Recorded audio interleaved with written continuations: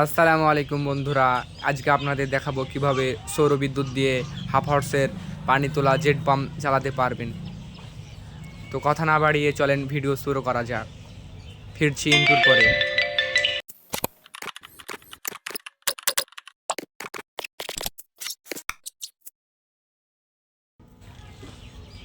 আমি এই প্যানেল দিয়ে ব্যাটারি চার্জ করি।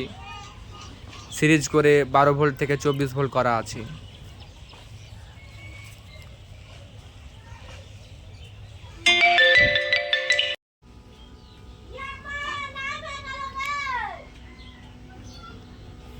দেখতে পাচ্ছেন, এটা আমার গোল্ডেন ফ্লিকন 2000 ওয়াটের ইনভার্টার, আর এটা আমার টিউবুলার ব্যাটারি 200 এম্পিয়ার, এটা আমার অ্যাসিড ব্যাটারি 80 এম্পিয়ার।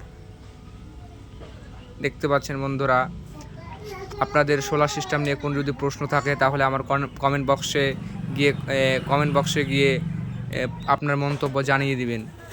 আর আমার চ্যানেলে নতুন হয়ে থাকলে চ্যানেলটিকে সাবস্ক্রাইব করে দিবেন। ভিডিও ভালো লাগলে লাইক কমেন্ট শেয়ার করে দিবেন।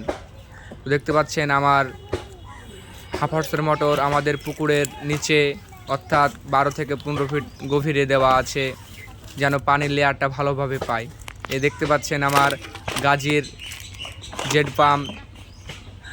তো আমার একটু পানি তুলতে সমস্যা হয় বলতে আমার একটু এই যে চেক ভাল্বের একটু সমস্যা দেয়, সে কারণে আমি প্রতিদিন সকালবেলায় 2 থেকে 3 চাপন দিলে পানি উঠে যায়।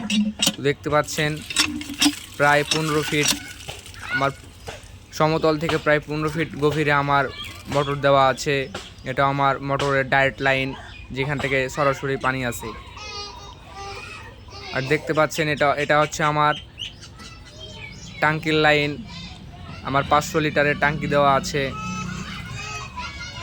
আর এটা আমার উঠানে পানি দেওয়ার জন্য রাস্তায়। দেখতে পাচ্ছেন আমার এখন 13.3 ভোল্ট। এবার আমি সুইচটা অন করলাম, দেখছেন কত লোড নিচ্ছে। দেখতে পাচ্ছেন প্রায় 10 থেকে 12 ওয়াট পর্যন্ত। দেখতে পাচ্ছেন আমার হাফ হর্সের পানির স্পিড আলহামদুলিল্লাহ অনেক ভালো। আপনারা যারা মনে করেন সৌর বিদ্যুৎ দিয়ে এগুলো চালা সম্ভব নয়, এগুলো সব চালা সম্ভব, ঠিক আছে। দেখতে পাচ্ছেন আমার পানির স্পিড আলহামদুলিল্লাহ অনেক ভালো। যাদের ছোট পরিবার আছে তারা হাফ হর্স সিস্টেম করতে পারেন। আমি ইউটিউব চ্যানেলে নতুন, ভিডিও ভালো লাগলে লাইক কমেন্ট শেয়ার করে দিবেন। আসসালামু আলাইকুম, দেখা হবে অন্য একটি নতুন পর্ব নিয়ে। আপনাদের সৌর বিদ্যুৎ নিয়ে যদি কোনো প্রশ্ন থেকে থাকে বা কোনো প্রকার ভিডিও চান তাহলে কমেন্ট বক্সে গিয়ে আপনার মন্তব্য জানিয়ে দিবেন। আসসালামু আলাইকুম।